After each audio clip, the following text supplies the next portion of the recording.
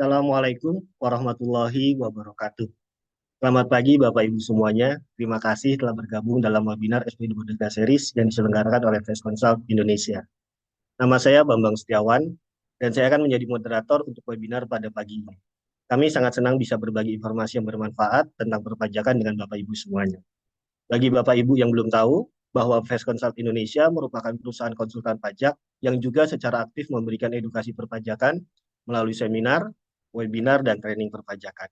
Melalui sesi Jumat Berbagi Ilmu ini, kami akan mengadakan sharing seputar perpajakan yang insya Allah akan diadakan setiap hari Jumat.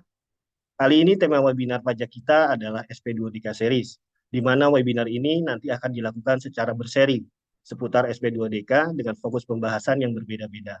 Mulai dari yang paling mendasar mengenai pengawasan pajak, kemudian prosedur penyelesaian SP2DK, sampai dengan teknik menanggapi koreksi atau temuan SP2DK.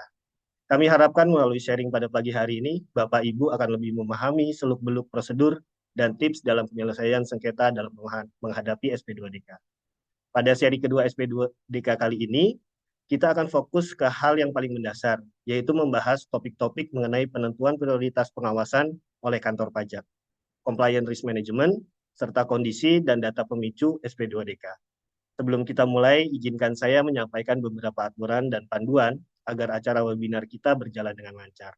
Yang pertama, untuk menghindari gangguan selama pemaparan materi berlangsung, mohon untuk mematikan mikrofon Bapak dan Ibu. Ini akan membantu kita semua untuk mendengarkan pemaparan materi dengan jelas tanpa gangguan suara latar belakang. Yang kedua, webinar ini akan dibagi menjadi dua sesi. Sesi yang pertama adalah pemaparan materi oleh narasumber, yaitu Bapak Ari Widodo. Kemudian sesi kedua, kami akan mengalokasikan waktu untuk sesi tanya-jawab di akhir pemaparan. Yang ketiga, jika Bapak Ibu memiliki pertanyaan selama pemaparan materi, Bapak Ibu dapat mengetikkan pertanyaan Bapak Ibu di kolom chat langsung. Kami akan mengumpulkan sebuah pertanyaan dan membacakannya pada sesi tanya-jawab nanti.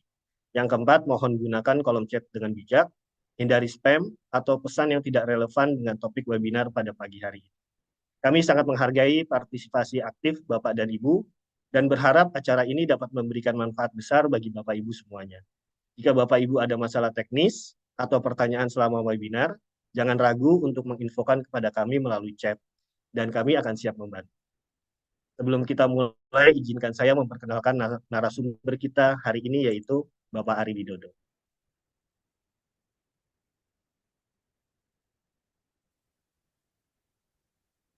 Bapak Ari Widodo memiliki pengalaman lebih dari 20 tahun sebagai konsultan pajak. Bapak Dodo memiliki keahlian yang luas, mulai dari akuntansi, kewajiban perpajakan rutin orang pribadi dan badan, standar operasional prosedur, pendampingan pemeriksaan, keberatan bahkan banding pajak. Pak Dodo memiliki izin praktek konsultan pajak level C atau internasional dari Kementerian Keuangan sejak tahun 2008 dan memegang izin kuasa hukum pada pengadilan pajak. Pak Dodo berpengalaman menangani kasus perpajakan pada perusahaan mining services, lembaga keuangan, manufaktur, trading, otomotif, dan lain-lain. Selain itu, Pak Dodo aktif sebagai pengajar perpajakan di program pendidikan profesi akuntan di Universitas Trisakti. Pak Dodo pernah menjabat sebagai Ketua Program Studi Administrasi Perpajakan, Program Pendidikan Vokasi Universitas Indonesia, serta dosen pembimbing tim Olimpiade Pajak, Program Pendidikan Vokasi di Universitas Indonesia. Pak Dodo juga merupakan pendiri relawan pajak di Universitas Indonesia yang menjadi piloting project Direktorat Jenderal Pajak dan sekarang sudah diterapkan oleh seluruh kampus di seluruh Indonesia. Sela-sela kesibukannya, Pak Dodo juga menghasilkan beberapa video pembelajaran, modul, buku, dan jurnal mulai dari teori hingga praktik perpajakan. Selain itu, Pak Dodo juga aktif terlibat dalam beberapa perumusan peraturan perundang-undangan perpajakan dan kerap diundang sebagai pembicara di seminar, training, dan forum perpajakan. Baik, Bapak Ibu, tanpa berlama-lama lagi, mari kita sambut Bapak Ari Widodo untuk memulai presentasinya. Silahkan Pak Dodo. Baik.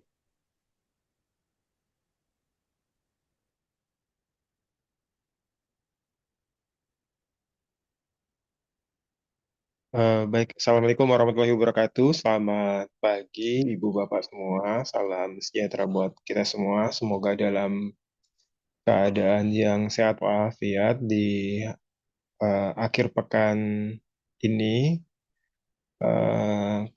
Pekan lalu kita sudah membahas overview terkait dengan bagaimana DJP melakukan pengawasan yang dilakukan melalui penelitian dan pemeriksaan, termasuk potensi-potensi yang bakal dikenakan terkait dengan sanksi perpajakan dari denda, kenaikan gitu ya, bahkan bunga ya Bapak Ibu semua.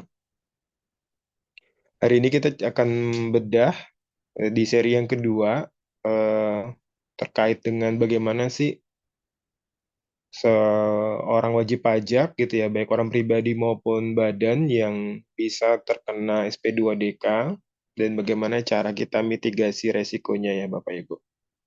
Eh, Nanti memang di 3 pertemuan dengan pekan depan ini masih seputar teori dan bagaimana cara membuat tanggapannya. Nanti di awal Agustus kita akan langsung bahas per masing-masing kasus. Nanti ada kasus PPh Badan seperti apa, kemudian PPh 21, 23, PPN, dan seterusnya akan dibahas setiap hari Jumat ya, dengan waktu yang berbeda-beda ya Bapak Ibu.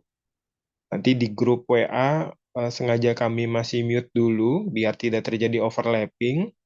Nanti kami akan buka mute-nya itu setelah pekan depan ya, untuk Bapak Ibu bisa sharing terkait dengan kasus-kasusnya ya Bapak Ibu. Oke, hari ini kita akan bahas gimana sih prioritas pengawasan dari kantor pajak sesuai dengan SE 15 2018 dan cakupan di SE 39 2021. Kemudian bagaimana seorang wajib pajak bisa dikategorikan sebagai wajib pajak yang tidak patuh gitu ya.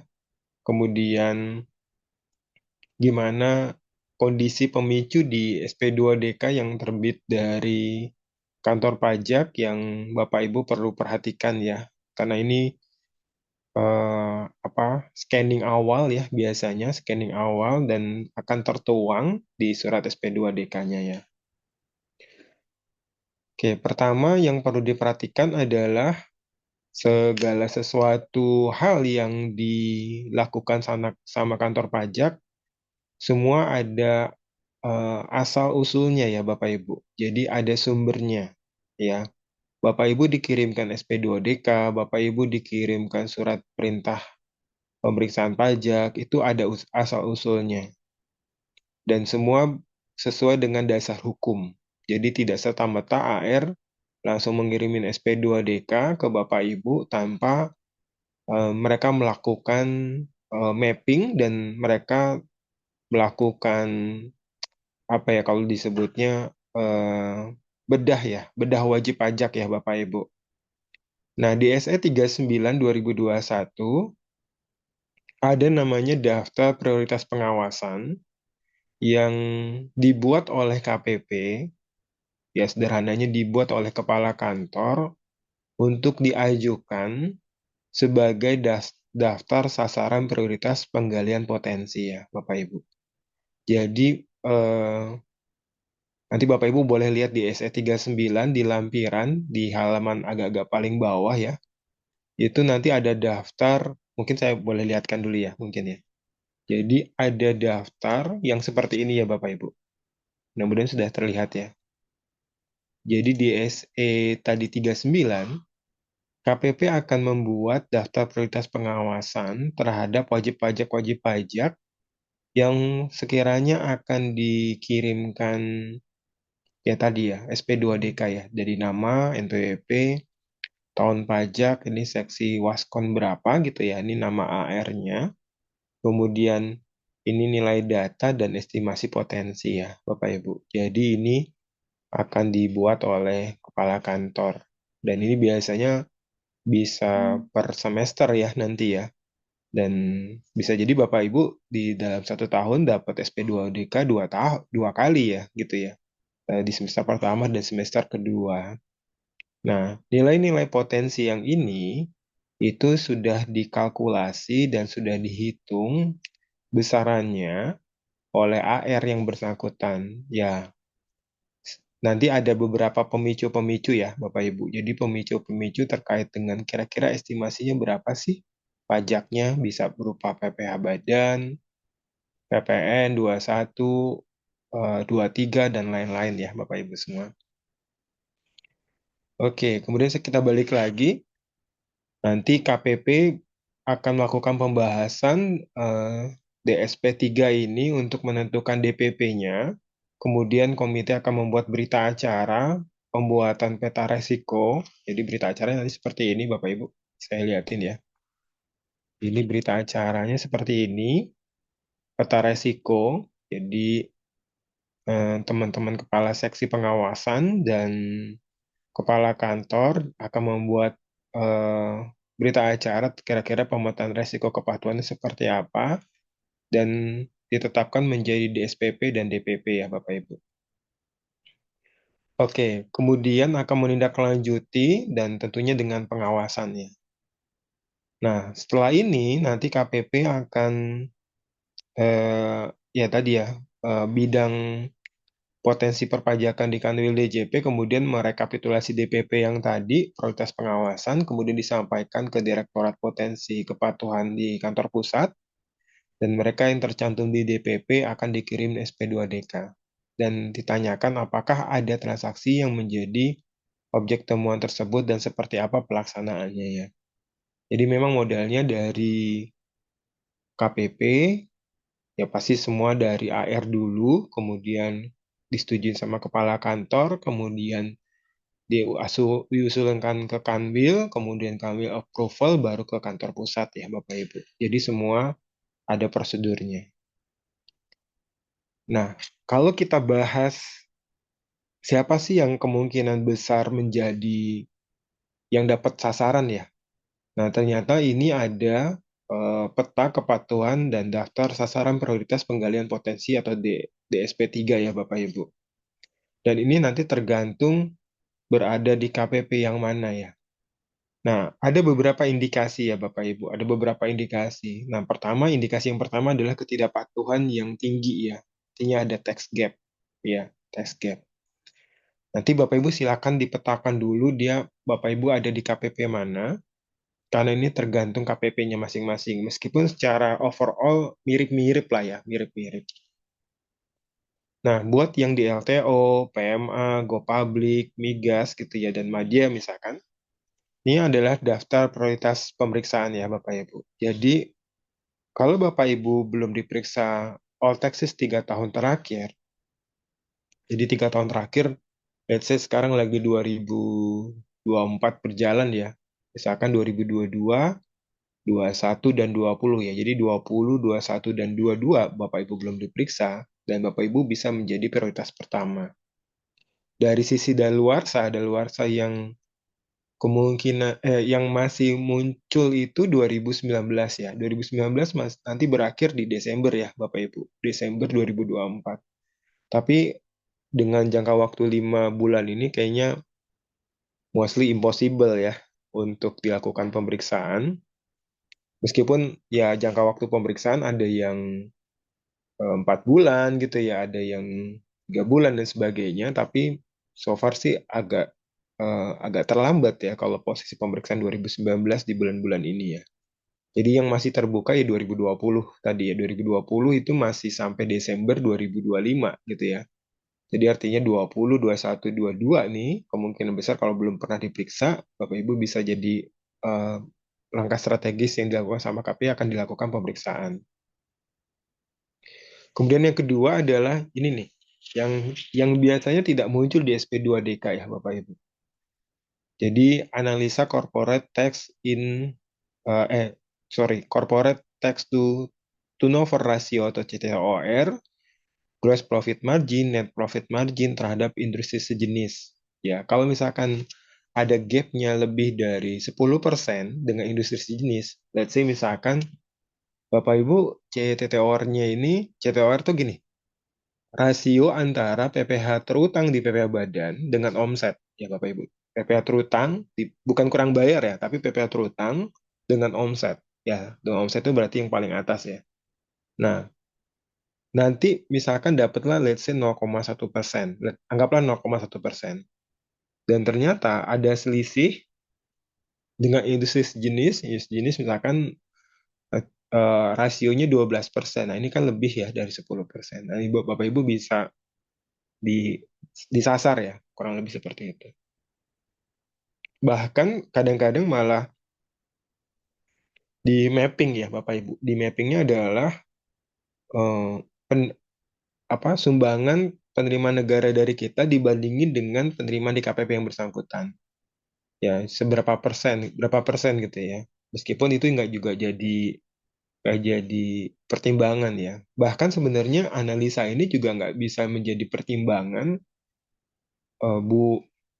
meyakinkan bahwa kalau rasionya kita lebih kecil dibandingkan dengan industri sejenis, bukan berarti kita lebih buruk tingkat kepatuhannya. Karena ada surat edaran Dirjen Pajak terkait dengan benchmarking yang ya ini tahun lama ya 2005 atau 2004 yang memberikan informasi bahwa kalau dia rasio benchmarkingnya lebih rendah daripada perusahaan sejenis, tidak bisa dijadikan atau menjadi rujukan harus diterbitkannya SKP gitu ya. Dan bukan berarti mereka lebih buruk dari mereka-mereka yang rasionya lebih tinggi gitu ya.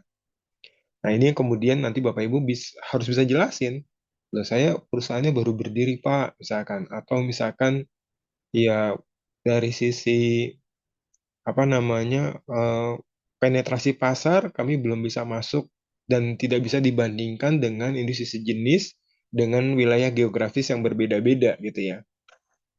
Karena corporate tax to turnover rasio ini nanti bisa jadi di KPP yang bersangkutan, ya Bapak Ibu, di KPP yang bersangkutan. Yang kedua ada yang sifatnya nasional, ya sifatnya nasional. Jadi kalau di KPP yang bersangkutan bisa jadi geografisnya beda-beda ya Bapak Ibu. Apalagi kalau di wilayah LTO, PMA, Go Public dan Migas ini kan wilayahnya tersebar di seluruh Indonesia ya. Jadi tidak bisa menjadi patokan. Jadi itu yang kemudian harus Bapak Ibu tekankan bahwa memang terjadi perbedaan gitu ya. Bahkan bisa terjadi perbedaan karakteristik proses bisnis dan lain-lain. Kemudian yang ketiga, yang kalau Bapak Ibu punya transaksi afiliasi di low tax country ya. Jadi misalkan Bapak Ibu punya transaksi afiliasi dengan kantor pusat atau subsidiary company gitu ya, yang ada hubungan istimewa, tapi mereka-mereka ini berada di negara-negara yang pajaknya lebih rendah dari Indonesia. Jadi kalau Indonesia kan 22% ya. Bisa jadi Bapak Ibu transaksi dengan Singapura yang pajaknya nggak salah 17% gitu ya. Dan ini kemudian akan terpetakan dan bisa ke mapping bahwa bisa jadi ada tanda kutip penghindaran pajak ya. Jadi dialihkan ke negara-negara yang pajaknya lebih rendah dari Indonesia.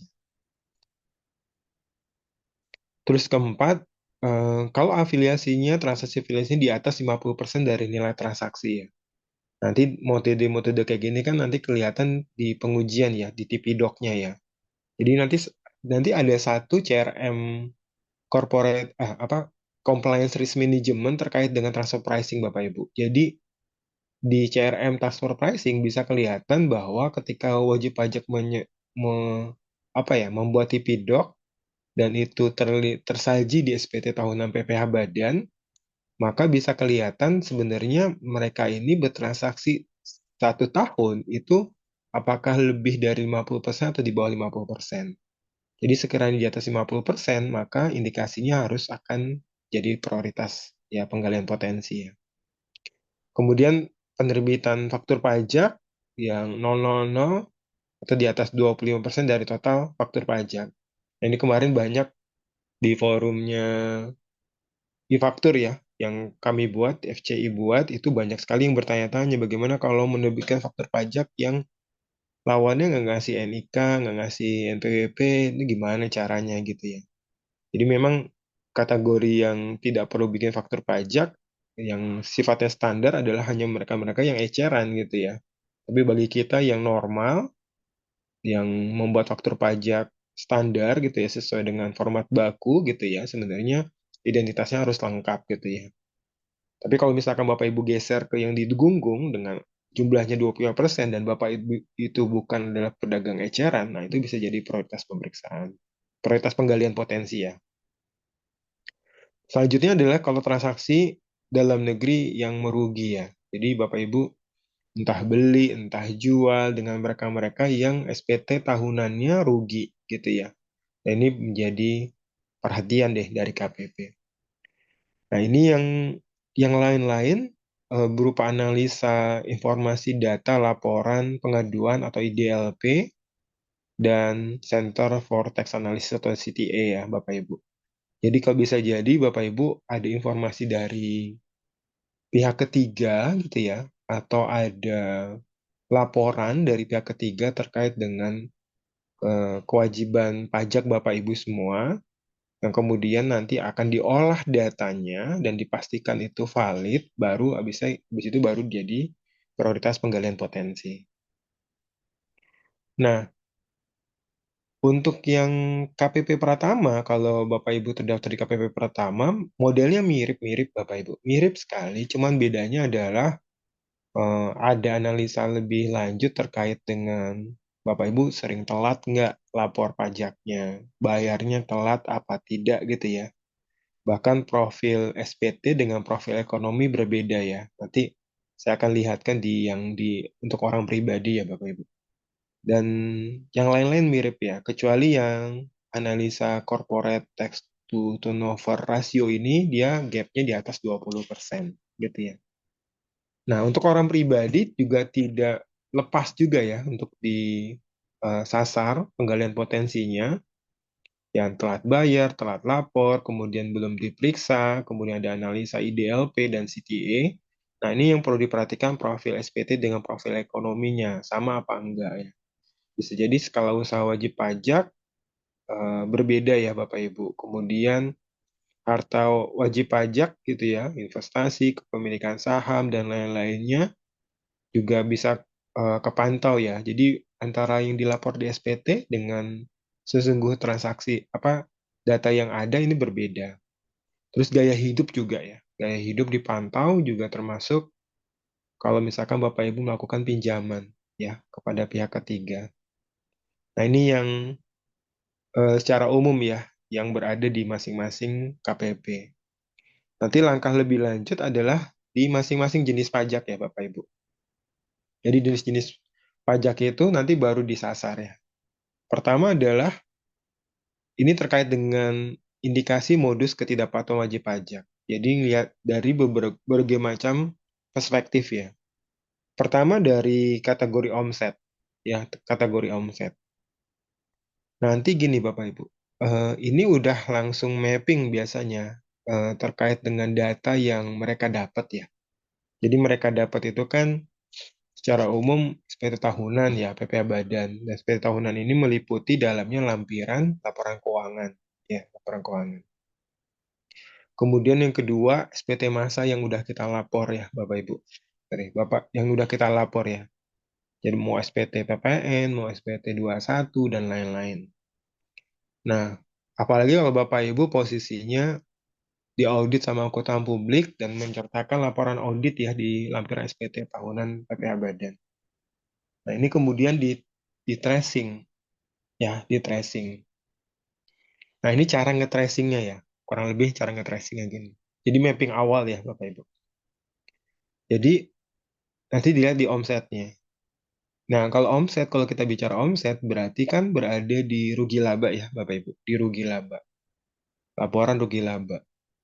Cuman kalau kita bicara masalah akuntansi, ya metode akuntansi, kan kita paham kalau metode akuntansi ada debit, ada kredit ya, debit dan kredit. Model yang dikredit itu hanya berlaku untuk pendapatan, gitu ya, pendapatan lain-lain, kemudian hutang, ekuitas, ya ekuitas itu bisa berupa modal atau laba atau return earning atau laba ditahan ya. Nah, acap kali banyak yang menggeser-menggeser omset itu karena main accounting balance ya. Jadi mereka terima duit pada sebenarnya revenue, dia tarik ke liabilities. Dia geser ke hutang. Kalau sekiranya memang uang muka pendapatan, memang betul larinya ke liabilities dan belum diakui sebagai pendapatan, gitu ya. Tapi sekiranya dia menggeser sebagai utang, seolah-olah ada hutang yang tinggi, anggaplah hutang dagang lah, hutang lain-lain kah gitu ya, dan sebagainya, utang usaha dan sebagainya. Ini bisa menggeser. Jadi nanti akan muncul pertanyaan-pertanyaan, kenapa ada hutang? Hutangnya kenapa? Nanti ada rasionya ya. Hutangnya dibandingin tahun lalu dengan tahun sekarang kenapa tinggi gitu ya. Nah, ini salah satunya. Kemudian yang kedua, masalah penentuan harga jual. Ya, Eh, Bapak Ibu kalau misalkan nanti dipanggil ya untuk konseling sama AR, nanti mereka akan menanya bagaimana cara menentukan harga jual, harga beli gitu ya. Kok nanti mereka akan pakai analisa sederhana, kok tahun ini dibandingin dengan tahun lalu harga jualnya turun gitu ya. Ya. Nah, ini kemudian Bapak Ibu harus bisa menjelaskan. Ya. Karena faktor apa? Mungkin ada faktor-faktor secara internal yang memang mengharuskan harga jualnya turun. Bisa jadi karena em, ya tadi strategi untuk menaikkan jumlah pelanggan gitu ya dengan menerapkan penurunan harga dibandingin dengan kompetitor gitu ya. Atau ada waktu-waktu atau fase-fase tertentu kita memberikan harga-harga yang spesial gitu ya. Entah di hari raya gitu ya, 17 Agustus misalkan dan sebagainya. Gitu ya. Nah, yang ketiga, tidak lapor kuantitas penjualan secara benar gitu ya. Meskipun sebenarnya di apa ya? Waktu di SP2DK nggak detail sih sebenarnya, nggak detail. Tapi mereka masih menduga ya, ada dugaan gitu ya. Kemudian ada penjualan off balance sheet, kemudian tidak ngelapor pembelian ya, atau HPP dan omset menjadi lebih rendah gitu ya modelnya. Nah, ini dari sisi omset Bapak Ibu, dari sisi omset. Dilihat secara normatif dulu di awal. Kemudian dari komponen biaya. Ya, komponen biaya. Misal ya, contoh ya. Bapak Ibu, ini ada hal-hal yang transaksi yang kita nggak bisa hindari ya. Salah satunya adalah Bapak Ibu bertransaksi dengan pihak ketiga, tapi pihak ketiganya ternyata tidak memberikan data NPWP dan NIK. Dalam hal ini kan bisa jadi karena ya banyak faktor lah ya, banyak faktor. Dan Bapak Ibu ketika ini transaksinya objek pemotongan, objek pemotongan. Kita kita mungkin masih ingat ya kalau Bapak Ibu masih dulu menggunakan ISPT 2023 ke bawah dan datanya nggak ada NPWP dan NIK, Bapak Ibu kan masih bisa menggunakan NPWP-nya 000 gitu ya Bapak Ibu. NIK-nya di 000-in gitu ya.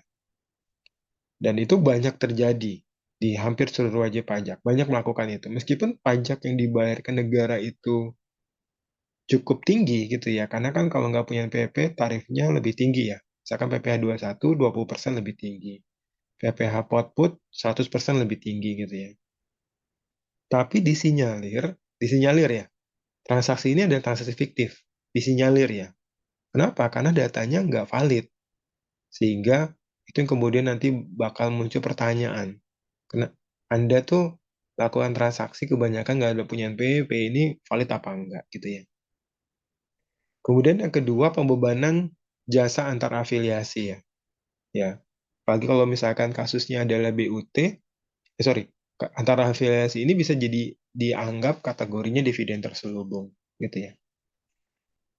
Kemudian pencadangan secara ilegal, karena nanti kalau cadangan-cadangan kan kayak misalkan Bapak Ibu cek KPN atau pencadangan apa penurunan atau impairment inventory gitu ya, Bapak Ibu harus sesuai dengan SAK kan gitu ya. Kemudian beban biaya non 3M gitu ya. Nanti kan kelihatan ya, meskipun di awalnya cuma nama-nama akun, nanti akan kelihatan juga waktu penelusuran dari dokumen. Kemudian kreditin pajak masukan atau beban biaya nggak sesuai dengan nilai transaksi ya. Kemudian yang ketiga ada treaty abuse. Ya, treaty abuse ini adalah sebenarnya eh, memanfaatin tarif tax treaty sebenarnya sorry dia memanfaatkan tarif tax treaty sebenarnya bukan haknya dia tapi haknya pihak lain gitu ya. Nanti transaksi tanpa substansi ekonomi, legal form beda dengan economic form gitu ya, atau ada non beneficial owner ya. Begitu pula ada aggressive tax planning, misalkan Bapak Ibu ada DER di atas 4:1 gitu ya. Karena ketentuan PMK-nya kan harus di bawah 4:1 ya. Kalau semuanya biaya bunga pinjamannya pengen dibebankan. Ada CFC, ada risiko transfer pricing, dan pembebanan biaya non 3M. Dan yang PPN juga sama ya. Lokal di lapornya ekspor, data faktur pajak dengan pembeli yang nggak punya NPWP, terlibat transaksi fiktif, dan lain-lain. Dan yang pengalihan harta ini juga bisa kelihatan kalau misalkan Bapak Ibu ada reorganisasi, ya, kemudian tidak melaporkan nilai pengalihan sebenarnya, termasuk Bapak Ibu kalau ada jual beli atau terjadinya tukar menukar harta ya Bapak Ibu. Ini yang kedua, indikasi modus ketidakpatuhan wajib pajak. Yang ketiga adalah indikasi nilai potensi pajak. Ya, jadi mereka yang menjadi prioritas adalah mereka-mereka yang punya potensi pajaknya besar. Ya, besar. Ya, jadi mereka nanti akan dikalkulasi. Tadi kan kalau kita lihat dari daftar DPP ya gitu ya, maka kan itu ada jumlah potensi ya Bapak Ibu. Jadi mereka akan disasar nilai potensi yang besar. Ya, ini bisa dilihat di kalkulasi angkanya ya. Meskipun ya masih dugaan ya, hipotesis gitu ya. Karena bisa jadi banyak kasus-kasus yang pernah disasar SP2DK ternyata tidak terbukti gitu ya. Dan ini kan masih masih inilah masih tahap awal ya untuk mengidentifikasi ya. Tapi ya Bapak Ibu bukan berarti tadi ya dapat SP2DK, bukan berarti Bapak Ibu adalah wajib pajak yang nggak patuh. Enggak, belum tentu juga. Karena semua belum tentu terbukti. Bahkan nggak sedikit kalau misalkan diangkat ke pemeriksaan dan ternyata pemeriksaannya malah bilang nggak terbukti ya gitu ya. Karena saya pernah ada kasus dari 15 tadi yang kemarin mungkin saya udah cerita di webinar minggu minggu yang lalu ada 15 topik di SP2DK ternyata menurut teman-teman penyidik itu cuma dua ya, cuma dua. Dan itu yang kemudian yang penting gimana cara Bapak Ibu ngasih tanggapan dan nanti ngasih pembuktiannya. Terus yang keempat, mereka perlu juga identifikasi kemampuan wajib pajak ya untuk membayar ketetapan pajak. Jadi mereka itu nggak serta-merta Bapak Ibu ya, nggak serta-merta menetapkan wajib pajak yang didaftar prioritas, kemudian tanpa melihat tingkat kemampuan kita gitu ya. Jadi mereka akan lihat telusurin dulu. Ini usaha udah berlangsung berapa tahun gitu ya. Misalkan udah berpuluh-puluh tahun atau berbelas-belas tahun. Ini kan berarti perusahaan udah stable ya. Udah stable, udah bagus gitu ya. Mungkin nanti dilihat indikasinya omsetnya naik apa turun gitu ya. Ada kas naik apa turun dan sebagainya. Dan hartanya yang pasti ya, hartanya si wajib pajak. Terus kan ini kan masih model di dalam bentuk kertas ya Bapak Ibu. Bisa jadi modelnya nanti harus dilihat ada kunjungan langsung dari petugas pajak. Nanti dilihat sebenarnya wajib pajak benar nggak sih jalan kegiatan usaha atau misalkan asistensinya tuh jalan apa enggak, bener apa enggak. Kalau ternyata dia running, pegawainya banyak, berarti kan dari sisi kemampuan oke nih gitu ya. Dan yang ketiga, penanggung pajak dalam hal ini pengurus diketahui lah asal-usulnya. Ya bahkan bisa ditelusuri harta dan kekayaannya ya. Dan ini kan bisa didapat ya dari data-data internalnya di JP ya. Dan yang satu lagi adalah identifikasi menurut kebijakan dari kantor pajaknya sendiri ya Bapak Ibu, di luar empat ini ya. Nah inilah peta ya, peta kepatuhan dan daftar sasaran prioritas penggalian potensi. Nah, nanti saya akan lihatin CRM-nya ya Bapak Ibu. Nah, tapi intinya bahwa setiap wajib pajak setiap wajib pajak ya, itu semua akan di mapping ya Bapak Ibu. Di mappingnya adalah apakah Bapak Ibu termasuk wajib pajak yang patuh apa enggak. Jadi kantor pajak ini sekarang ada implementasi CRM Bapak Ibu, Compliance Risk Management atau Business Intelligence-nya. Jadi digunakan untuk melihat ekstensifikasi, kemudian edukasi perpajakan, pengawasan, pemeriksaan, penagihan, dan pengujian transfer pricing di unit kerjanya di JP ya Bapak Ibu. Jadi mereka saat ini menggunakan aplikasi namanya AproWeb untuk merealisasikan CRM ini. Jadi data-data wajib pajak yang sekarang ini udah masuk, sama mereka dianalisa. Analisanya apakah mengindikasikan patuh atau tidak patuh, gitu ya. Jadi Bapak Ibu bisa buka di SE 39 2021 karena CRM itu bisa macam-macam. Ada CRM pelayanan, ada CRM buat ekstensifikasi, ada CRM buat pemeriksaan, ada CRM buat ini, apa namanya, edukasi juga ya, termasuk edukasi.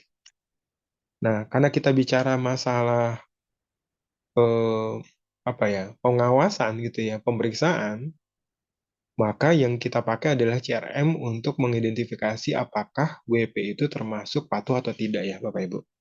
Jadi kalau kita lihat, jadi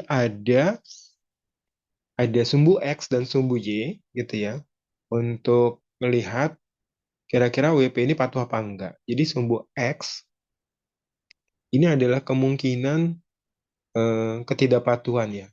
Jadi semakin ke kanan, semakin tidak patuh ya. Semakin kanan, semakin tidak patuh. Maka kita lihat ini warnanya merah ya. Red zone lah ya. Kemudian sumbu Y yang ke atas ini adalah dampak fiskal. Dampak fiskal berarti dampak ke penerimaan negara. Jadi semakin memiliki dampak semakin tinggi, semakin ke atas, maka kategorinya red zone gitu ya. Artinya teman-teman atau WP-WP yang berada di wilayah hijau ini adalah WP-WP patuh. Ya, WP patuh. Ya, jadi dia nggak jadi daftar prioritas awal gitu ya. Jadi eh, penerimaan negara cukup bagus, kemudian dari sisi kepatuhan tadi dan lain-lain di tidak ada apa ya, tidak ada indikasi ketidakpatuhan gitu ya. Lapor tepat waktu, bayar tepat waktu, kemudian SKP pun misalkan kalau ada temuan SKP itu juga minim sekali gitu ya, dan dampak ke fiskal juga kecil gitu ya, maka termasuk WP patuh. Mungkin yang jadi perhatian yang ini yang warna merah ya. Nggak patuh, kemudian dari potensi tinggi banget gitu ya. Tapi kita nggak tahu nih kita berada di wilayah yang mana gitu ya Bapak Ibu. Kita nggak tahu berada di wilayah yang mana. Karena ini kan datanya semuanya data dari yang ada di kantor pajak ya Bapak Ibu. Kita nggak tahu. Kita apakah ada di hijau kah? Ada di kuning kah? Atau ada di merah? Kita nggak tahu sama sekali. Karena ini datanya di internalnya teman-teman ya. Nah, ini yang tadi model CRM tadi ya Bapak Ibu. CRM terkait dengan pemeriksaan, pengawasan, penagihan, dan transfer pricing. Jadi, Eh, kalau kita lihat untuk yang pemeriksaan dan pengawasan atau di sini namanya CRM request ya, pemeriksaan dan pengawasan nanti akan dikombin dengan CRM di transfer pricing Bapak Ibu. Kemudian masuklah ke DSP 3, WP strategis dan WP lainnya.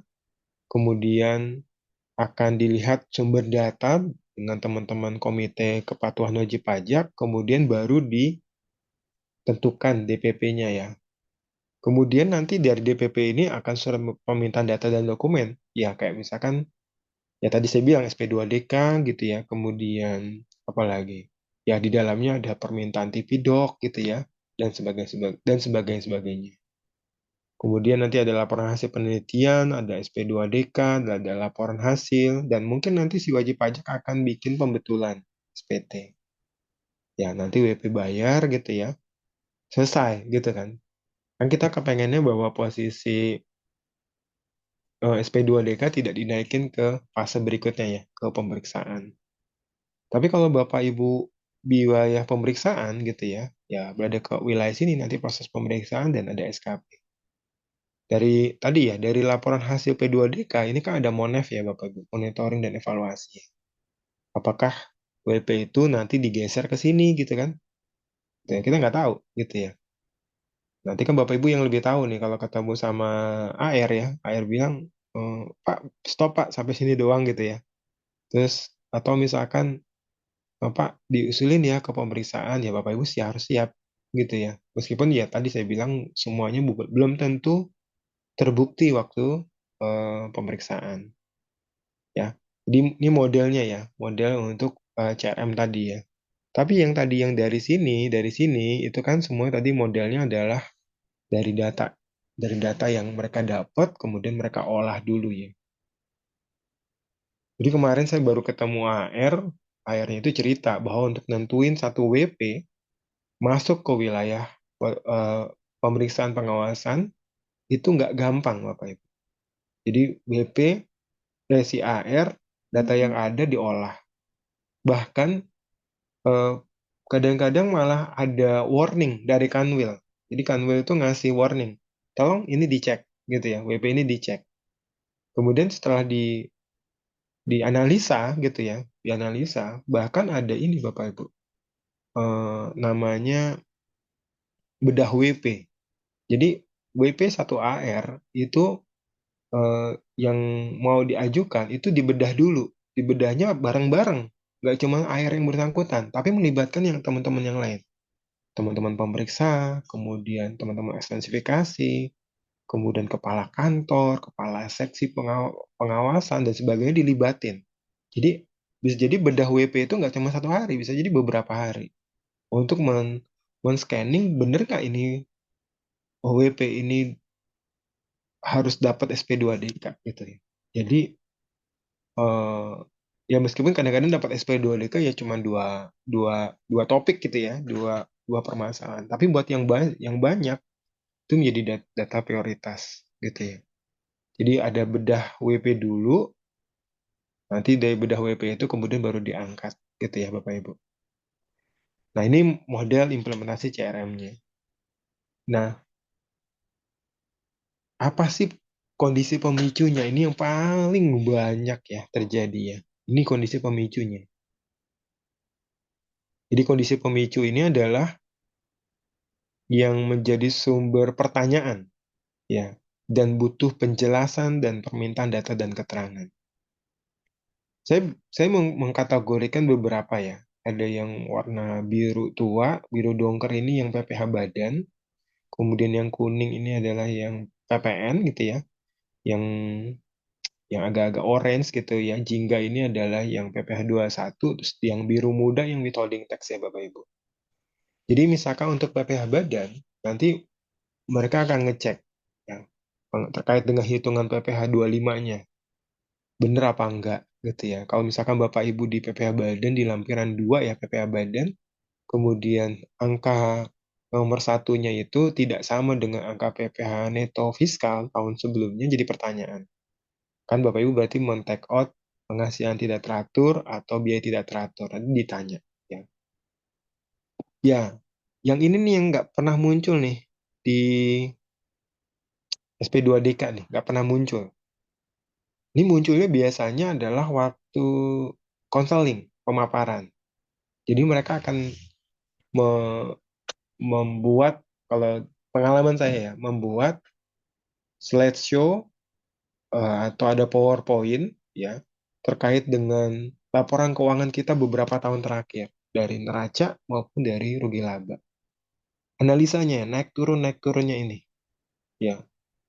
Kemudian analisa ya seperti analisa laporan keuangan kalau kita pernah belajar ya, yang secara fundamental, analisa vertikal, analisa analisa horizontal ya Bapak Ibu.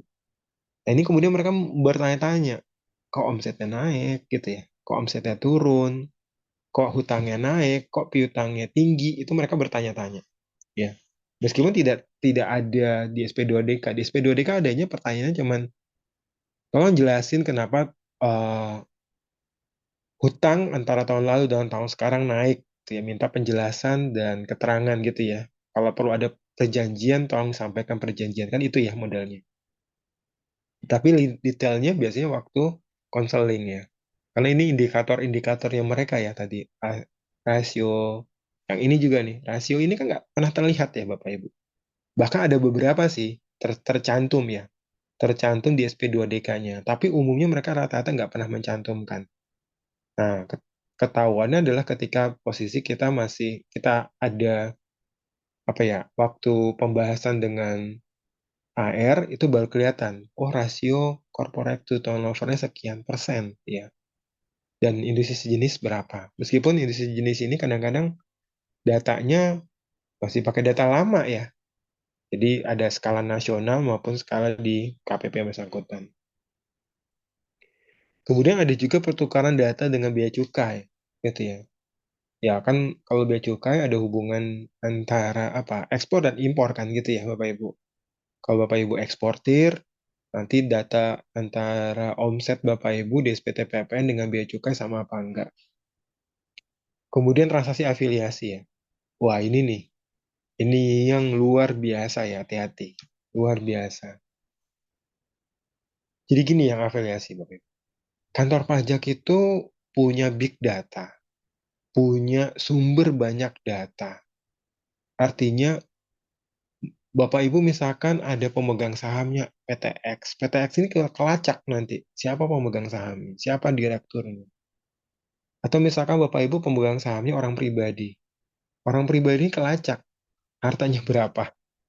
Jadi semuanya sumber transaksi afiliasi ketahuan. Bahkan Bapak Ibu, kalau misalkan pemegang sahamnya adalah wajib pajak luar negeri, mereka teman-teman bisa tahu, teman-teman di KPP itu bisa tahu siapa pemiliknya.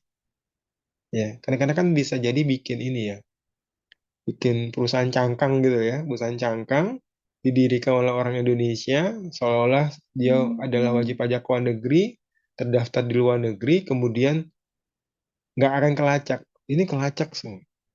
Saya ingat banget kemarin baru baru aja ketemu itu kelacak semua. Jadi informasinya ada datanya.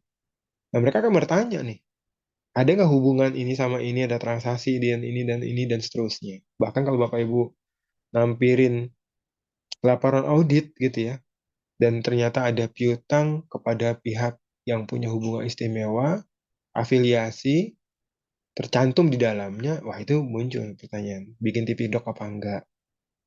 Kemudian nanti tingkat kewajarannya seberapa persen, berada di rentang apa enggak, tingkat suku bunganya wajar apa enggak, dan sebagainya. Ya, ini perlu banget hati-hati nih, karena kedepannya sebenarnya udah lama ya, kedepannya bakal lebih sering dilakukan ini. Kemudian ada juga yang penyandingan kredit pajak. Ya, kredit pajak. Apa yang dipotong sama pihak ketiga harusnya kan tercantum di kredit pajak kita ya. Ada beberapa WP-WP yang mohon maaf modalnya adalah nggak mau semuanya dikreditin, takut lebih bayar gitu ya. Makanya sebenarnya nggak jadi jaminan Bapak Ibu. Nggak jadi jaminan Bapak Ibu kurang bayar nggak diperiksa. Bahkan Bapak Ibu dapat pertanyaan, kenapa nggak dikreditin semua? Bahkan mereka bisa melakukan ini uji balik ya, pengujian terbalik. Jadi anggaplah Bapak Ibu omsetnya 10 miliar. Logikanya adalah kalau misalkan ini jasa atau sewa, dipotongnya kan 2% ya. Kalau 2% berarti 200 juta kredit pajaknya ya, 200 juta. Ternyata kredit pajak Bapak Ibu, ternyata anggaplah 300 juta. Anggaplah 300 juta. Nah, 300 juta bisa dibagi 2%, ketemu 15 juta. 15 miliar gitu ya. Jadi ada disinyalir ada gap 10 sampai 15. Antara 10 sama 15. Ada gap 5 miliar yang belum dilapor. Meskipun 300 juta itu kita bisa bantah sebenarnya. Bantahnya adalah, oh ada bukti potong dari pihak ketiga yang kita ngakuin omset tahun lalu, baru dipotong tahun ini. Gitu kan? Karena bisa terjadi timing difference kan. Tapi kalau kayak gitu kan butuh ekualisasi ya Bapak Ibu. Ekualisasi di bukti potong disesuaikan dengan omset gitu ya. Jadi ini ya yang PPA badan. Kemudian yang PPN, ya PPN. Ini yang paling banyak kejadiannya. Bapak Ibu kreditin faktur pajak, masukan, tapi sama lawan transaksi nggak dilapor di SPT-nya, di SPT PPN-nya, nggak dilapor di faktur pajak keluaran. Kan harusnya ini ya, saling, saling terintegrasi ya. Sekarang kan modelnya e-faktur ya Bapak Ibu, e-faktur. Jadi kalau misalkan si WP-nya udah upload gitu ya, udah upload, belum approve ya, udah upload, kita juga bisa upload. Ya udah kebaca, kedetek gitu ya. Tapi ketika yang bersangkutan nggak ngelapor untuk faktur pajaknya, kita jadi masalah di sini, gantung. Ya berarti kan seolah WP dianggap ada tanggung jawab renteng gitu ya. Ya kita dianggap ada tanggung jawab renteng di pasal 16F gitu ya.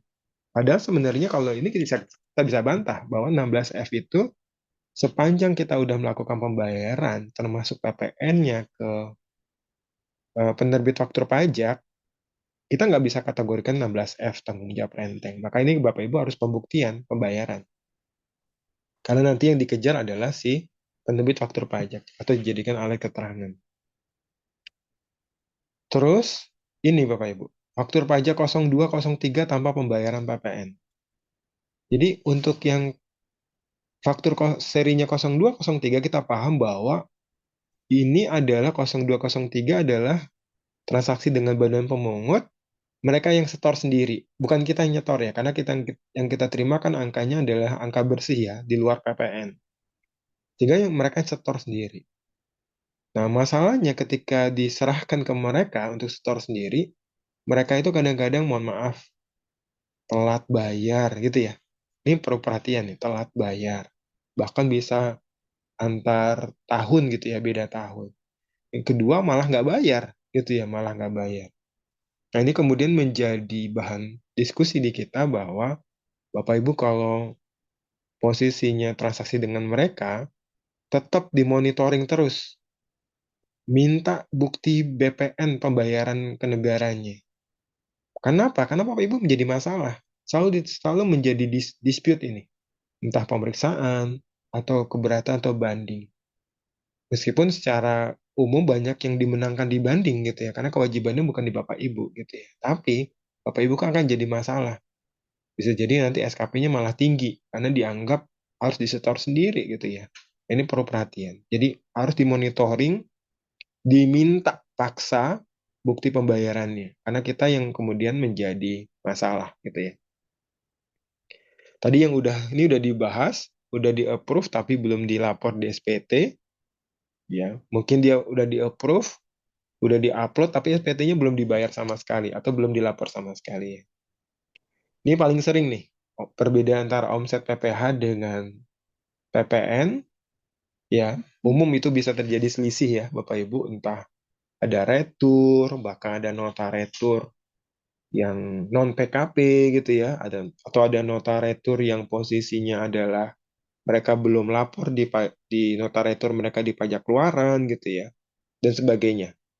Atau misalkan ada juga yang selisih kurs gitu ya, dan lain-lain.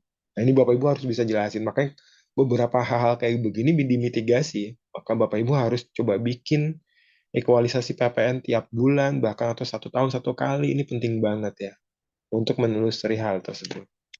Atau ada pembelian. Ya, pembelian yang posisinya beda sama SPT PPN di B2 atau B1 ya. Ini mungkin menjadi pertanyaan. Ekualisasi ini juga, sorry, ini juga wajib pajak masukan tanpa PK gitu ya. Pajak masukannya banyak tapi PK-nya nol. Ya, ini jadi pertanyaan.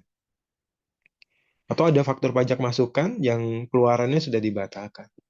Nah, yang potput nih ekualisasi PP 21 ya inget ya, mulai 2023 ekualisasi bergeser karena ada natural kenikmatan. Kemudian ada kesalahan penghitungan tarif pasal 21 yang untuk bukan pegawai. Ini biasanya harusnya kan kumulatif ya ketentuan yang lama ya Bapak Ibu nggak kumulatif, tapi di 2024 nggak kumulatif lagi.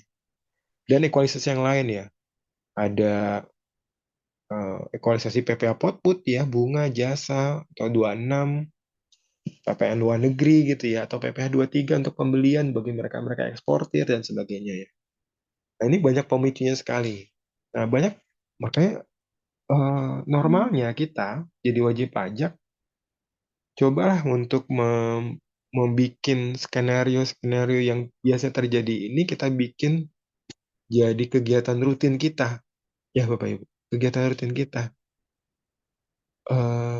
Saya ingat banget kemarin banyak diskusi dengan WP gara-gara SP2DK mereka lebih awareness-nya lebih tinggi sekarang gitu ya. Kan memang menjadi resiko ya kalau kita sebagai wajib pajak dimonitoring ya Bapak Ibu. Nah, kita akan muncul awareness yang lebih tinggi. Awareness-nya apa gitu ya? Awareness-nya adalah ya kalau misalkan ini adalah sering banget muncul jadi pertanyaan, maka paling nggak menjadi kegiatan atau job desk kita rutin di tim kita di bagian pajak tax gitu ya. atau ngomong bareng-bareng dengan manajemen, Pak, butuh apa sih dari hal-hal yang seperti ini? Atau mungkin Bapak Ibu bisa ngasih masukan, ya. Misalkan 0203 ada tim kolektornya gitu ya. Kemudian yang biasanya nggak pernah bikin ekualisasi tim HC, Human Capital, tolong digeser untuk hitung dengan berbarengan dengan tim ad hoc di bagian teman-teman accounting gitu ya. Jadi duduk bareng gitu ya. Kenapa? Karena kalau misalkan ini dibiarkan terus, yang pusing kita semua, ya Bapak Ibu gitu ya. Apalagi periode SP2DK itu dikasih waktu cuma 14 hari, Bapak. 14 hari. Dan nggak nggak panjang kan, cukup singkat gitu ya. Nah ini kemudian ya coba kita bedah lagi satu-satu. Ini sebenarnya masih di luar ini masih banyak ya Bapak Ibu, masih banyak. Gitu ya. Ini cuman beberapa yang eh, kami sajikan ya. Nah di luar ini ada lagi yang namanya SE09 ya. SE09 2023 ini bulan Agustus kemarin ada yang namanya data konkret. Ya data konkret. Data konkret ini adalah ada data-data yang data ini udah masuk ke DJP, ya udah masuk ke DJP, kemudian ketika sudah masuk kemudian menjadi pertanyaan. Ya, misalkan ada faktur pajak udah disetujui tapi belum dilapor. Nanti Bapak Ibu ditanya, ini mau diapain gitu ya? Atau transaksinya cancel atau apa? Atau memang masih uji coba gitu ya? Kayak kemarin di Ibu Pot kan masih uji coba ya. Jangan-jangan Bapak Ibu masih ada yang outstanding, mau nggak mau harus dihapus. Atau ada bukti potong, ya, belum dilaporkan oleh penerbit bukti potong gitu ya. Atau bukti transaksi yang konkret di sistemnya di JP ya.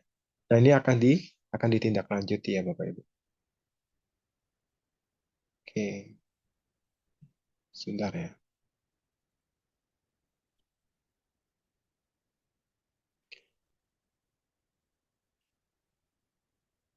Oke, berikutnya adalah masih terkait dengan data konkret adalah tindak lanjutnya ya. Nanti tindak lanjutnya adalah dicek data konkret ini. Kalau misalkan posisinya di bawah 12 bulan, ya daluarsa di bawah 12 bulan, maka akan ada percepatan ya. Ya ada percepatan untuk apa namanya ditindaklanjuti ya. Umumnya mereka-mereka adalah di 2 hari ya, cuma 2 hari kerja doang untuk ditindaklanjuti. Tapi kalau misalnya masih di atas 12 bulan, ya nanti ada surat ya, langsung dari KPP ya. Bapak Ibu. Nah ini pengawasannya bisa berupa nanti usulan-usulan ya, penelitian gitu ya. Nanti ngeliatin tindak lanjut kepatuhan materialnya, dia akan dilihat ya. Kepatuhan material itu nanti kita akan bahas di pekan depan. Ini lebih detail lagi ya, lebih per masing-masing eh, jenisnya ya. Kira-kira kalau laporan keuangan seperti apa modelnya, kemudian analisa laporan keuangan seperti apa, atau dari data pihak ketiga seperti apa. Kemudian bisa minta usulan untuk dimintain penjelasan, kemudian nanti juga ada laporan hasil pemerintahan penjelasan dan usulan tindak lanjut ya. Apakah nanti dinaikkan ke posisi pemeriksaan atau tidak ya Bapak Ibu. Nah, itu materi hari ini Bapak Ibu yang paling saya concern adalah terkait dengan data pemicu yang ini ya Bapak Ibu. Di data pemicu ini perlu kehati-hatian dan antisipasi kita, jangan sampai kita miss juga, dan kalaupun kita rutin, ya mungkin pasti ada selisih kok, dan itu wajar ya. Selisih biaya gaji gitu ya, selisih bunga, selisih jasa dan sebagainya. Nanti paling nggak diperbaiki dari sisi laporan keuangan ya, dari sisi penjurnalan gitu ya, perapian nama akun gitu ya, coaknya gitu. Kemudian eh, apa ya, inventarisir semua data transaksi, didiagnosa gitu ya, semua transaksi, apakah ini objek pemotongan atau tidak dan sebagainya. Ini kemudian kita harus rapih ya, lebih rapi dan lebih taat. Jadi kurang lebih itu Bapak Ibu, kita lanjut ke sesi tanya jawab. Silakan Pak Bambang. Baik, terima kasih Pak Dodo. Oh, berarti memang kondisi dan data pemicunya lumayan banyak Pak Dodo ya, terkait Iya. dengan SP2DK ini, kalau kantor pajak. Makasih Pak Dodo atas presentasinya yang sangat informatif. Sekarang kita masuk ke sesi tanya jawab. Kami telah mengumpulkan pertanyaan Bapak Ibu semua di kolom chat. Berikut beberapa pertanyaan yang dapat dijawab oleh Pak Dodo nantinya. Saya izin share ya Pak Dodo ya.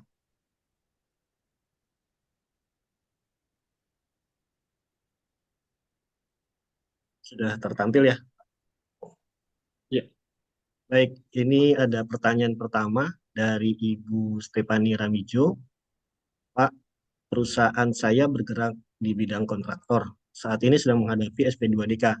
Potensi yang saat ini diperhatikan terkait pajak masukan untuk faktur pajak 080. Nah, dari DJP menghitung secara persentase yang hasilnya lebih besar dari real pajak masukan yang seharusnya tidak boleh dikreditkan. Nah, untuk menyanggahnya kira-kira seperti apa ya yang baiknya? Iya, jadi gini ya Pak. Eh, jadi memang jadi harus nanti dihubungkan. Sebenarnya pembahasan nanti ada sesinya sendiri ya. Tapi nggak apa-apa ya, kita overview dulu di awalnya. Jadi memang ada ketentuan PMK yang mengatur untuk pajak masukan yang sifatnya join Pak, gabungan, join cost. Join cost itu maksudnya gini. Jadi ada pembelian eh, dan kita dapat pajak masukan di mana pembelian ini diperuntukkan untuk transaksi yang terutang PPN, ada juga transaksi yang tidak terutang PPN atau dibebaskan. Nah, ini ke kode 08 kan dibebaskan ya. Jadi artinya mungkin kalau saya menangkap DJP mengenakan eh, apa namanya pajak masukan kita dihitung ulang gitu ya. Pajak masukan kita dihitung ulang gara-gara kita ada transaksi yang 08. Padahal sebenarnya harusnya Bapak bikin segmentasi dulu. Segmentasi ya. Segmentasi itu maksudnya mana penjualan yang terutang PPN dan HPP-nya berapa gitu ya. Kemudian mana penjualan yang terutang PPN dipungut sendiri gitu ya. Dan mana mungkin penjualan yang kodenya 0203 ya, dibikin segmentasi. Penjualan dan HPP. Jadi mungkin ada beberapa kolom. Tapi mungkin yang kayak begini nanti mungkin saya akan baru bahas nanti di sesi yang PPN khusus sendiri ya. Tapi kalau Bapak, Bu Ibu Stefani ya, Ibu Stefani kalau Ramijo. Bu Stefani butuh eh, gimana cara nanggapinnya mungkin boleh japri ke saya nanti langsung ya. Jadi intinya adalah dibikin segmentasi.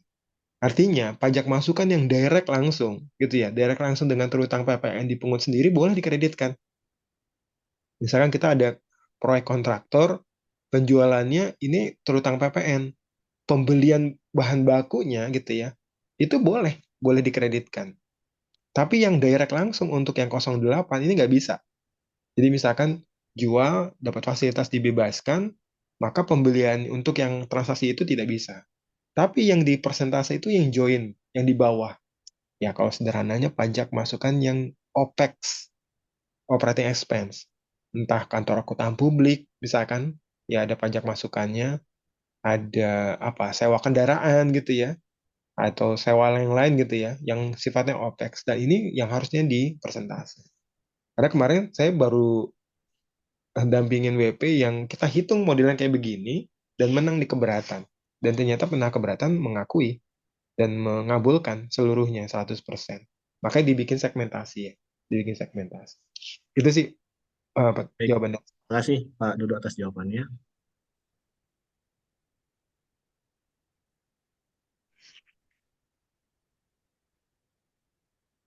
Oke, berikutnya dari Pak Firman Nurfansyah. Katanya, apakah ketika kita sudah kena SP2DK ada potensi kena pemeriksaan juga, Pak? Iya, nggak ada yang jamin, Pak.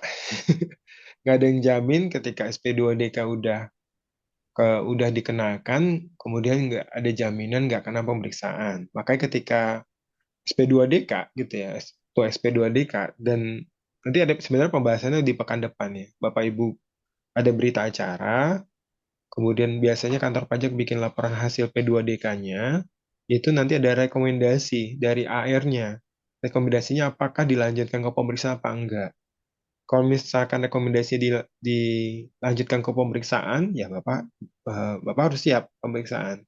Tapi kalau misalkan di SP2DK-nya disebutkan sama AR-nya, oh udah Pak, udah cukup Pak, sampai sini, udah jelas gitu ya. Atau misalkan kita bayar pajaknya dan melakukan pembetulan sesuai dengan hasil berita acara, nggak akan dilarikan ke pemeriksaan. Jadi tergantung ya, tergantung kondisinya. Terima kasih Pak Dodo. Selanjutnya dari Bu Vega Tantra Sinawea ya. Pagi Pak Dodo, izin bertanya, apakah bentuk penggalian data melalui SP2DK merupakan cara KPP untuk mendapatkan bukti permulaan Hmm, pemeriksaan? mm-mm. Mengingat bahwa SP2DK yang saya hadapi saat ini seperti pemeriksaan, Pak Dodo. Iya, SP2DK kan penelitian rasa pemeriksaan ya. Jadi ya model-modelnya memang kayak pemeriksaan, tapi memang nggak sedetail pemeriksaan. Hmm. Bapak Ibu perlu tahu bahwa pemeriksaan itu ada aturan tersendiri, ada PMK 17 gitu. Ada metodenya, ada standarisasinya, ada permintaan data secara resmi ya. Dan memang posisinya adalah nanti ada metode pengujian, pakai pengujian arus uang, arus piutang, arus kas dan lain-lain gitu ya. Nanti kan kita akan ada webinar pemeriksaan series lah ya nanti suatu ketika Hmm. ya. Nah, di SP2DK memang awalnya adalah data dan dokumen yang mereka dapatkan. Jadi tidak detail memang, tidak detail karena mereka masih ngelihat kalau bahasa saya tuh kulitnya aja gitu ya, kulitnya aja. Tapi ketika ada data-data informasi dari IDLP, ya dari laporan, pertukaran informasi dan sebagainya, bisa jadi diduga ada bukper. Bisa ada bukti permulaan. Nanti kalau udah masuk bukti permulaan, ranahnya udah ke penyidik di Kanwil, Bapak Ibu. Hmm. Ya, jadi arahnya udah tindak pidana. Tapi untuk menentukan WP itu naik ke bukper itu nggak main-main. Jadi harus data itu di ini biasanya dipresentasikan di di kantor pajak, apalagi kalau kepala kantornya mantan auditor biasanya itu minta presentasi ya semuanya. Dan kalau misalkan ternyata memang bukper, bisa dinaikin.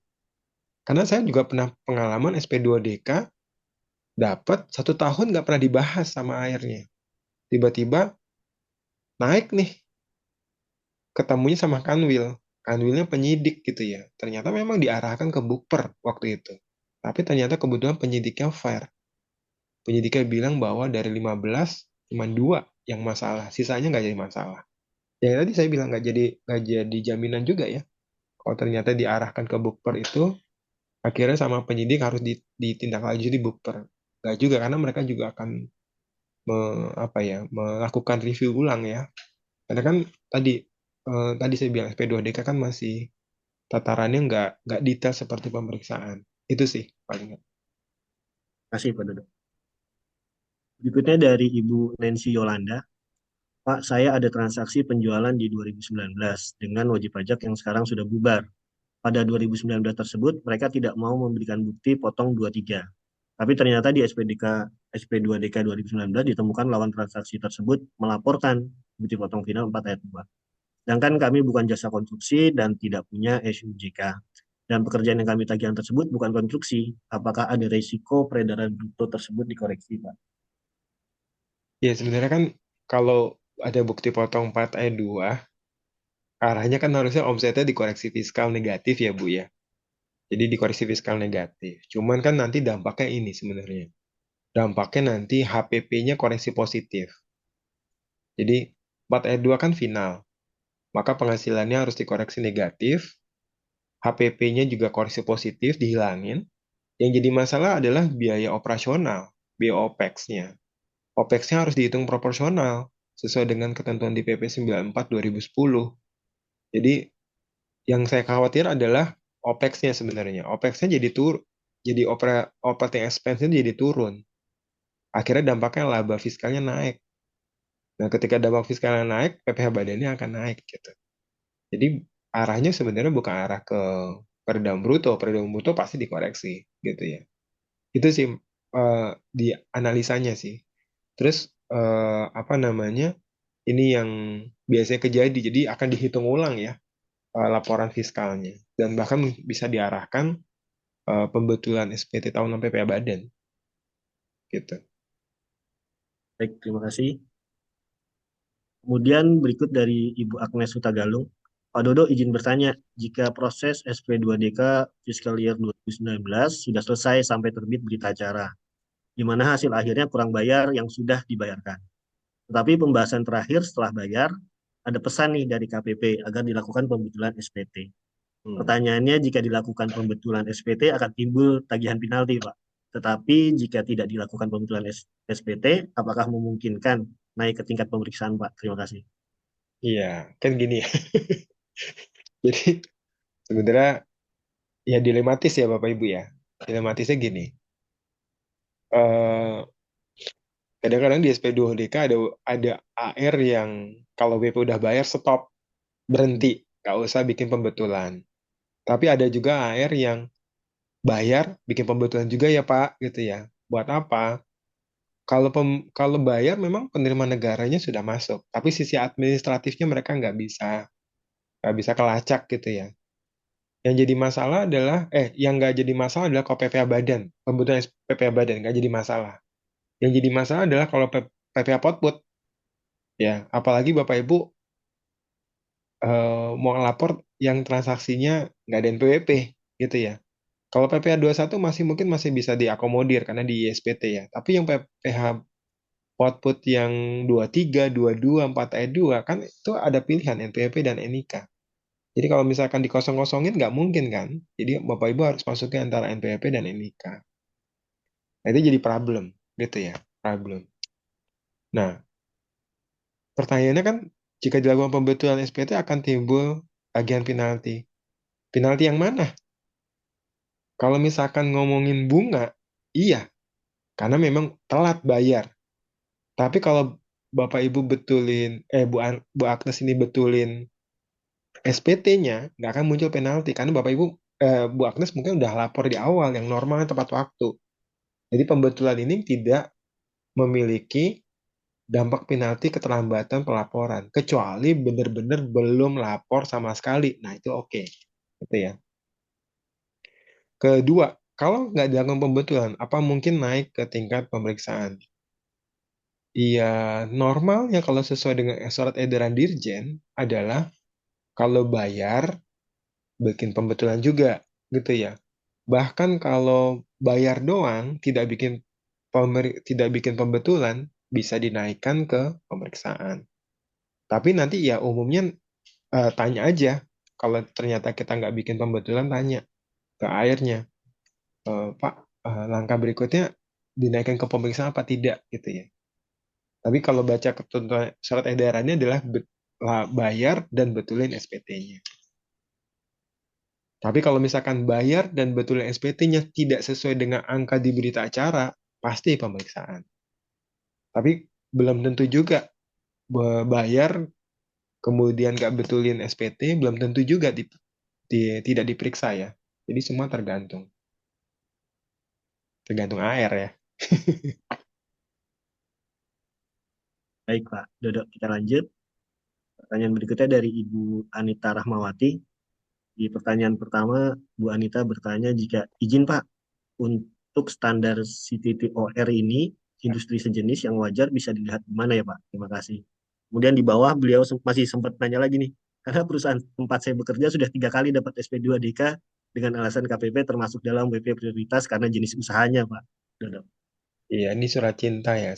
Selalu dapat perhatian terus nih. Ya 3 tahun ya, udah 3 kali dapat SP2DK ya. Jadi rasio CTOR ini memang rasio yang tadi ya, antara PPh terutang dengan omset ya. Nah, ini memang dari informasi yang didapat dari KPP, ini tergantung rasio ada yang sifatnya wilayah KPP yang bersangkutan. Jadi KPP tersebut, industri sejenisnya kan mereka akan dapat ya datanya ya. Kemudian mereka ngolah datanya itu. Jadi ini adalah eh, apa ya, rasio yang mereka dapat dari perusahaan sejenis di KPP yang bersangkutan. Olahan dari data internalnya mereka ya. Yang kedua sifatnya nasional. Nasional. Tapi kalau nasional kan yang semua ini kan semuanya ngelapor pajak dulu ya. Berarti laporan pajak ke DJP online kemudian diolah sama teman-teman di kantor pusat gitu ya. Jadi kalau dilihat ditanya di mana nggak ada yang tahu Bu. Saya juga nggak ada yang tahu. Pernah ada benchmarking dulu 2005 2004. Nah, itu juga ada nih rasio-rasio kayak gini. Nah, ini kan rasio yang dibuat sama teman-teman kantor pusat terkait dengan WP yang udah lapor di SPT tahunan gitu ya. Jadi datanya Nggak tahu kita dari mana, sumbernya dari mana, bahkan kalau ditanya geografisnya di mana, ya datanya dari mereka. Dan memang tidak terpublish kok. Tidak terpublish ya. Saat ini tidak terpublish sama sekali. Gitu. Internal berarti Pak Dodo ya, hanya khusus Iya, untuk. internal. Betul. Baik, terima kasih Pak Dodo. Berikut dari Pak Fauzan.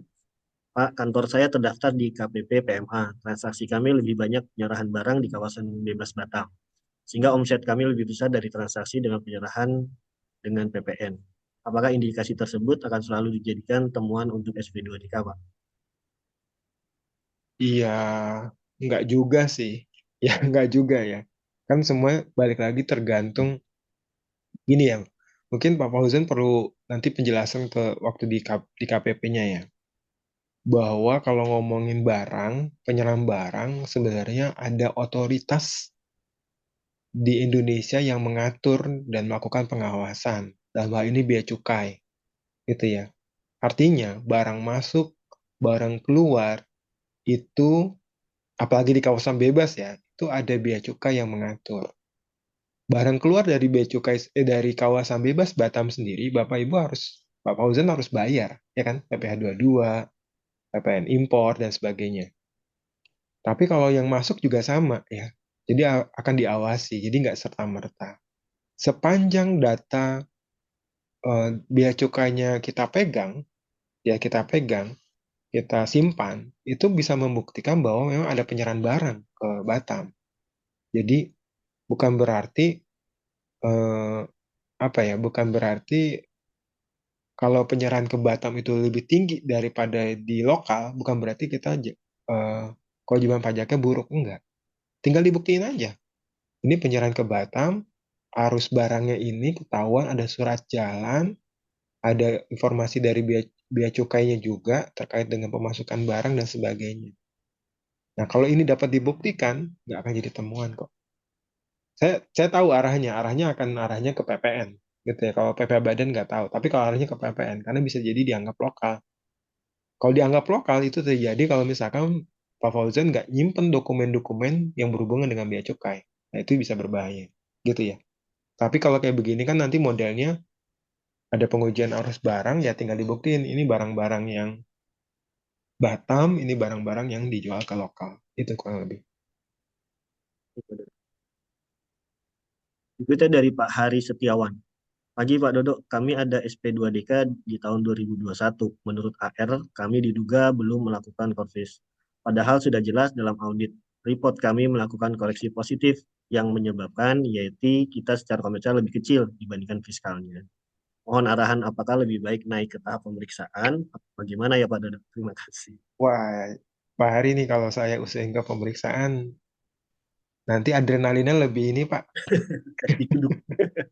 Nanti malah kalau saya suggest ya udah ke pemeriksaan aja Pak. Ya ntar jadi ini, apa, jurisprudensi lagi. Maksudnya gini Pak, balik lagi ya Pak.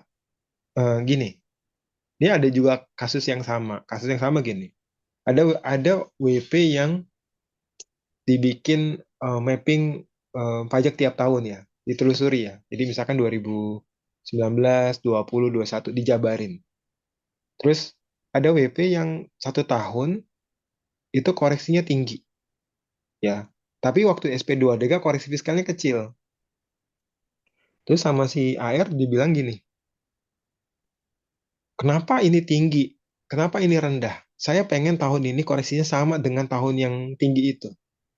Kan padahal setiap tahun koreksi fiskal kita kan tergantung dengan transaksi tahun itu kan. Jadi koreksi tahun ini bisa berbeda dengan tahun lalu.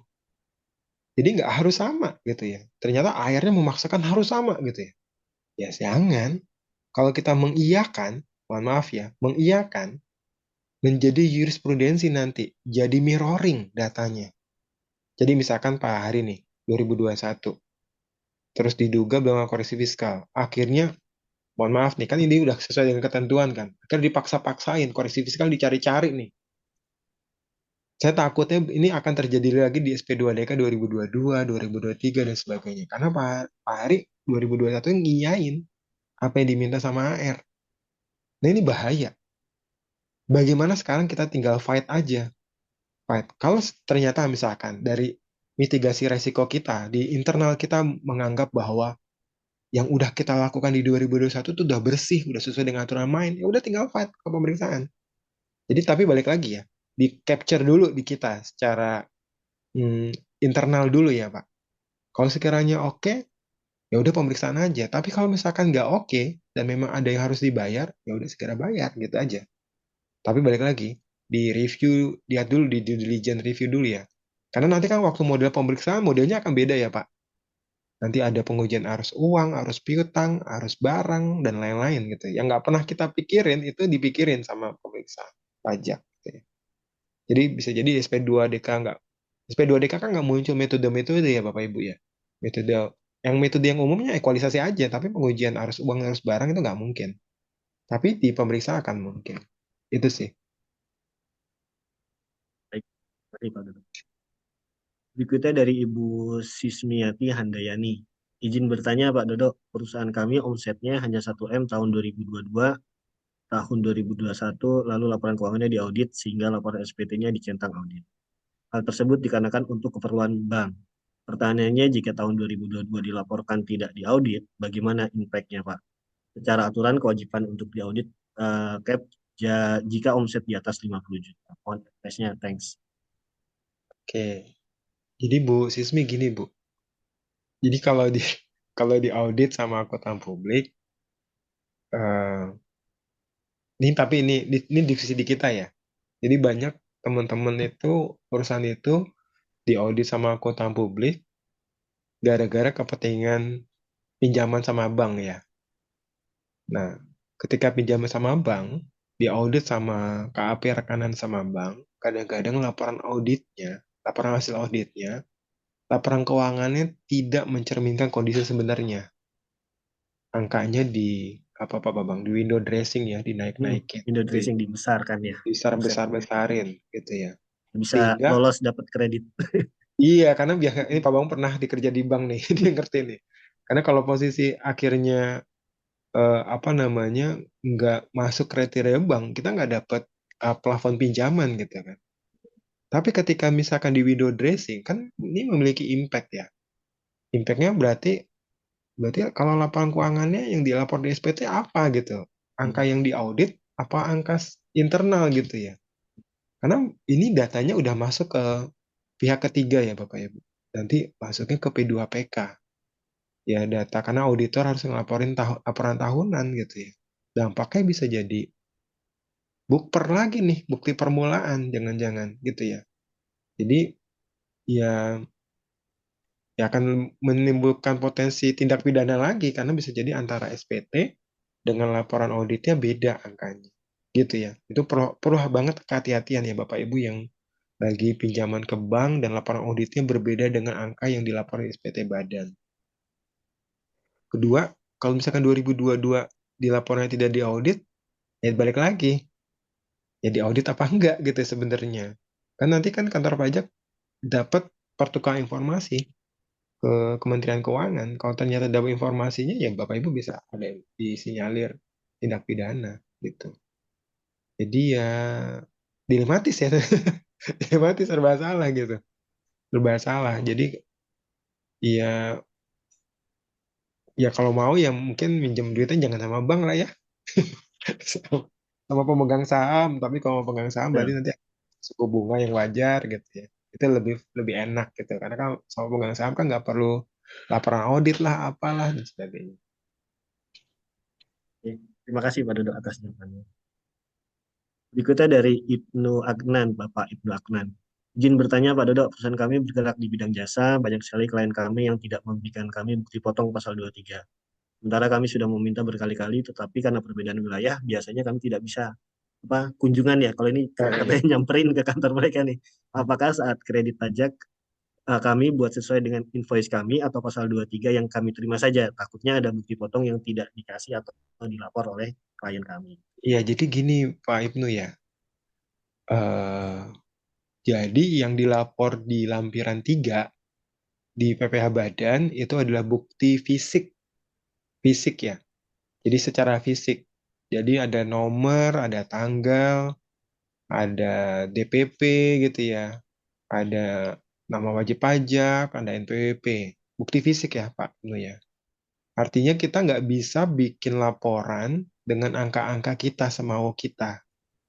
Karena takutnya kalau kita pakai angka kita, misalkan 2% dari omset, nomor invoice sekian gitu ya, nomornya kita create sendiri, nanti malah bermasalah. Bermasalahnya adalah datanya tidak terhubung atau tidak sama dengan bukti potong yang diterbitkan oleh lawan transaksi. Gitu ya. Sehingga nggak jadi masalah. Tapi jangan khawatir sebenarnya. Eh, di PPh Badan, rencananya di Cortex System, nanti di 2025, bukti potong apapun yang diterbitkan oleh lawan transaksi, nanti di sistem kita akan kelihatan kok terbuka ya. Jadi mereka akan lapor di SPT 23, bukti potongnya di internal kita akan masuk. Sebenarnya masih kebuka sekarang di bagian pra-pelaporan di SPT, di DJP online. Tapi kemarin saya monitoring di DJP online di bagian pra-pelaporan yang muncul PPh 21, bukan PPh 23 ya. Sebelumnya, sebelum Juni itu udah masih muncul PPh 23. Jadi kalau saya buka di bagian DJP online, di bagian lapor, kemudian di bagian pra-pelaporan, itu di bagian bawah tuh di tabel tuh ada sebenarnya. Itu sebelum Juni ya, sebelum ada perbaruan NIK jadi NPWP nih. Kemarin-kemarin waktu saya cek ternyata berubah sekarang. Ada PPh 21. Harusnya bukan PPh 21, harusnya PPh Potput ya. Karena 21 itu hanya untuk orang pribadi. Itu sih, tapi jangan khawatir nanti tahun depan akan udah masuk ke kita. Masalah harusnya minta, memang menjadi kewajiban kita minta gitu ya, Pak Ibnu ya. Ya harus sering-sering collecting gitu ya. Kalau nggak ngasih bukti potong, udah di backlist aja. Mau nggak mau, kayak begitu kan salah satunya. Boleh Pak, Baik, lanjut. satu lagi ya Pak Dodo, kayaknya ini terakhir nih. Iya. Dari Ibu Rani Handini. Selamat pagi Pak Dodo, izin bertanya, kantor saya terkena pemeriksaan pajak tahun 2017 yang sampai saat ini sudah sampai tahap banding. Dari daftar temuan pemeriksaan terdapat koreksi atas PPh 23 yang sebenarnya transaksi tersebut adalah atas jasa bengkel di pinggir jalan yang tidak menggunakan PPh 23. Lalu apakah bisa jika dibuktikan dengan nota biasa terkait transaksi jasa bengkel tersebut? Terima kasih Pak. Iya ini nih biasanya sama ah, apa teman-teman bengkel-bengkel di pinggir jalan ya misalkan motornya bocor gitu ya minggir dulu gitu ya ganti ban gitu ya. Sebenarnya PPh 23 untuk yang jasa bengkel ini kalau kita ngacunya ke PMK 141 ya 2015 kenanya atas jasanya aja ya. Jadi kalau spare partnya nggak kena ya. Jadi bisa jadi mungkin di Bu Rani ini dikenain barang dan jasa. Dan kita kan memang agak agak masalah sisi dokumentasi ya. Karena kalau sama teman-teman di pinggir jalan kan nggak ada apa ya, nggak ada bill ya, nggak ada tagihan, nggak ada invoice, nggak ada kwitansi ya. Jadi serba salah gitu ya. Cuman ya susah juga karena kan kalau misalkan di tracing dengan dokumen terkait waktu itu ada apa enggak pertanyaan. Kalau nggak ada ya susah gitu ya. Tapi kalau ada ya mohon disupport. Nanti dibanding biasanya nanti ada uji bukti sih. Di uji bukti nanti terbanding minta ada waktu uji bukti untuk kita membuktikan bahwa itu adalah pembayaran ke bengkel-bengkel gitu ya. Tapi sekiranya nggak terlalu besar, ya mungkin ya kasih aja lah Bu gitu ya. Kalau kalau koreksi kan ini kan cuma 2% ya. Tapi kalau sekiranya besar ya silakan fight dibuktikan di invoice-nya atau notanya. Itu sih Pak Bambang. Terima kasih Pak Dodo atas jawabannya. Semoga Bapak Ibu bisa memahami semuanya. Sayangnya memang waktu juga yang membatasi kita ya Bapak Ibu. Jika kami berharap informasi yang disampaikan hari ini bermanfaat bagi Bapak Ibu semuanya. Jika masih ada pertanyaan, sebentar.